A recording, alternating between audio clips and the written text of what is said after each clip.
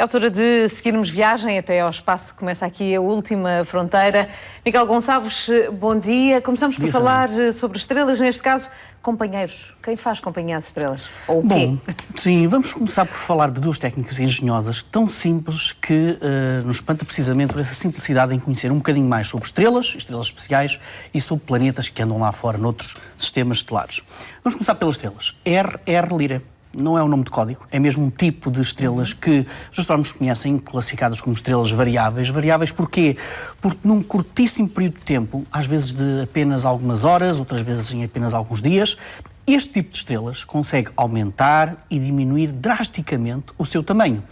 Isso implica aumentos e diminuições drásticas também na temperatura e no seu brilho, e por isso os astrónomos têm uma particular curiosidade com este tipo de estrelas. Tem umas primas, chamadas cefeidas, que nós também costumamos trazer aqui a este programa, e ambas são utilizadas como, digamos, velas padrão. São estrelas que nos indicam muito bem a distância, as distâncias no universo.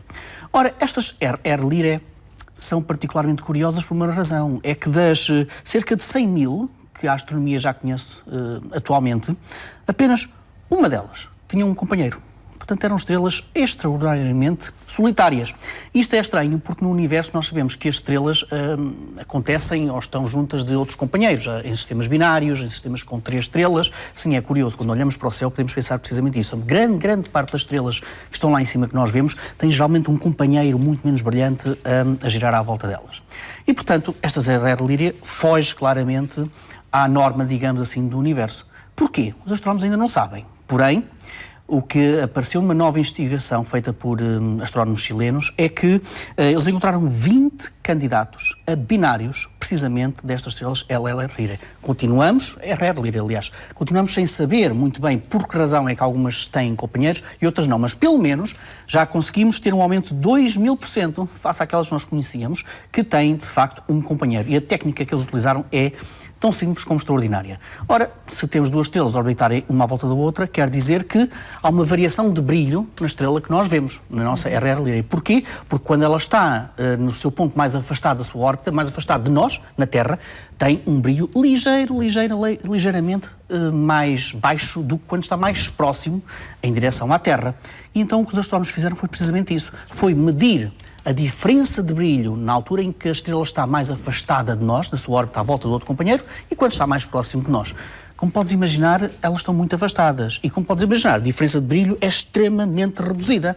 Isto exige, de facto, um trabalho de muita paciência, quase de lupa, por parte dos astrónomos para detectar estas variações de brilho. E ainda por cima, quando as estrelas estão muito afastadas de si, quando demoram anos a dar a volta sobre o seu companheiro, então essas diferenças de brilho são ainda mais difíceis de encontrar. Mas pelo menos temos já a tecnologia que nos permite ver essa diferença de brilho e eles agora vão tentar utilizar precisamente esse tipo de técnicas para investigar outras estrelas RR Lyrae para ver se encontram outros companheiros destes sistemas, destas estrelas particulares. Vamos falar de outras variações de brilho e vamos falar de astrónomos do Centro Astrofísico da Universidade do Porto e de um exoplaneta em particular, 51 Pegasus B, e que fez manchetes de jornais por todo o mundo há cerca de 20 anos. Foi o primeiro exoplaneta descoberto por um grupo de investigadores suíços e nessa equipa estava também o português Nuno Santos, que trabalha também aqui no Centro de Astrofísica, e o Nuno Santos e um outro astrónomo português chamado Jorge Martins, que está neste momento no Chile, conseguiram apresentar dados que demonstram o brilho deste primeiro exoplaneta descoberto há 20 anos. Mais uma vez, a técnica foi absolutamente extraordinária e simples, porque eles sabem muito bem como é que é a luz da estrela a que este planeta pertence. E sabem também dos dados que nós temos hoje em dia qual é que é a luz afetada pelo brilho quando o planeta passa à frente dessa estrela. Ou seja, o que é que nós temos presentemente? Temos o brilho da estrela afetado pela passagem do planeta e também sabemos que aquele tipo de estrelas tem uma luz muito própria. O que é que estes investigadores fizeram? Autenticamente uma operação de subtração. Ou seja, brilho da estrela mais planeta menos o brilho da estrela, que nós já conseguimos saber teoricamente, então o que nos dá o resultado desta subtração deve ser precisamente o brilho do planeta, deste exoplaneta. E foi isso que eles apresentaram, o brilho do primeiro exoplaneta descoberto, mas com uma sinceridade obviamente científica. Disseram que eles conseguiram fazer esta detecção no limite da capacidade tecnológica do espectrógrafo ARPS, que é um instrumento que está colocado num observatório do Observatório Europeu do Sul. E, portanto, disseram que, sim, isto pode ser o brilho, mas isto foi feito com o limite tecnológico. Portanto, nós ainda precisamos de trabalhar melhor estes dados e futuramente esperamos ter outra capacidade tecnológica para afirmar com total clareza científica que este é o brilho do exoplaneta. De qualquer forma, são técnicas notáveis e tão simples de compreender para detectar coisas novas sobre estrelas e sobre planetas. Miguel, há fantasmas no espaço? Curiosamente, há fantasmas no espaço. Curiosamente. A imagem que nós vamos ver de seguida vai apresentar alguns filamentos verdes. Isto faz lembrar quando nós às vezes íamos aos cemitérios e dizíamos que víamos fantasmas verdes que saíam das tampas. Olha, é mais ou menos a mesma coisa.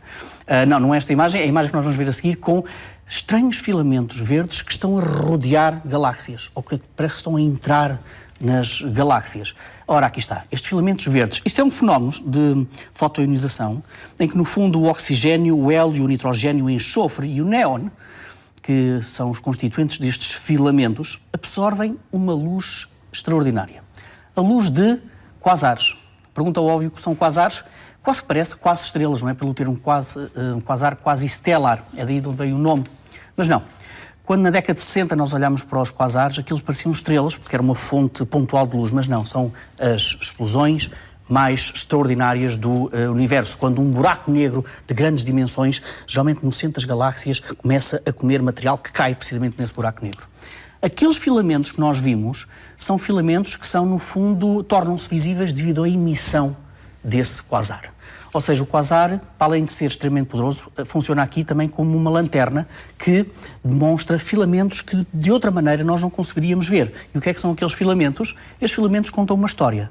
Contam a história de galáxias, onde estão alojados estes quasares e estes filamentos, que tiveram um passado violento, em que colidiram com outras galáxias e depois foram deformados. No fundo, o resultado dessas colisões de galáxias foi a deformação das próprias galáxias e a agitação de nuvens de poeira e, obviamente, nessa agitação de nuvens de poeira, nós temos estas poeiras à volta, que são enormes, de dimensões enormes, de milhares de anos-luz, mas também, quando ocorrem essas colisões, quer dizer que há gás que se desloca para o interior das galáxias e que alimenta precisamente esses buracos negros, dando origem aos quasares, às explosões de matéria. Não sabem explosões, a matéria começa a cair dentro do buraco negro e forma-se um disco, digamos assim, à volta do buraco negro, extremamente quente e, portanto, extremamente brilhante também. Daí o brilho dos quasares. Portanto, temos nuvens de poeira que são iluminados por quasares que, imagina tu, já nem sequer existem, já nem sequer estão ativos, mas aqueles filamentos vão continuar com esta fluorescência durante alguns milhares de anos. São, portanto, fantasmas que são iluminados pelos quasares que já nem sequer estão a funcionar, digamos assim. Eis uma representação artística daquilo que será um quasar. O alimento, digamos assim, de buracos negros de grandes dimensões no centro das galáxias e, curiosamente, encontramos em galáxias que estão muito, muito longe de nós, muito afastados de nós. Miguel, hoje trazes-nos livros. Sim, hoje temos aqui 3 sugestões tão diferentes, até mesmo ao nível dos seus autores. Vamos começar, se calhar, com este livro, que tem apenas este título curioso. Isso é de Randall Munroe. Randall Munroe tirou a licenciatura em Física, trabalhou até na NASA e depois largou tudo. Imagina tu, para quê? Para se dedicar à banda desenhada. E então criou um famoso portal, o XKCD, na internet, em que ele faz divulgação científica, responde a perguntas científicas, algumas absolutamente absurdas, enfim, absurdas pela imaginação que estão lá depositadas, e ele tenta explicar não só com ciência, mas também com banda desenhada. Então é frequente encontrarmos a banda desenhada dele em redes sociais por todo o lado. Então, neste livro da saída de emergência, o Randall Munroe faz aqui uma compilação das perguntas mais extraordinárias que encontrou e que explica precisamente com banda desenhada. Algumas perguntas, olha, por exemplo, o que é que aconteceria se toda a população da Terra se juntasse no mesmo sítio e saltasse aterrando todos ao mesmo tempo? Sabes o que é que aconteceria? Rigorosamente nada. Mas é uma das perguntas que aparece lá no portal dele. Depois, da Gradiva, a Pérola de Euler, de David Richardson, faz parte da coleção O Prazer da Matemática, a forma dos poliedros e o nascimento da topologia. Como é que uma equação matemática que relaciona vértice com faces e com arestas, uma relação matemática constante, como é que essa relação que parece tão simples tem uma história tão interessante?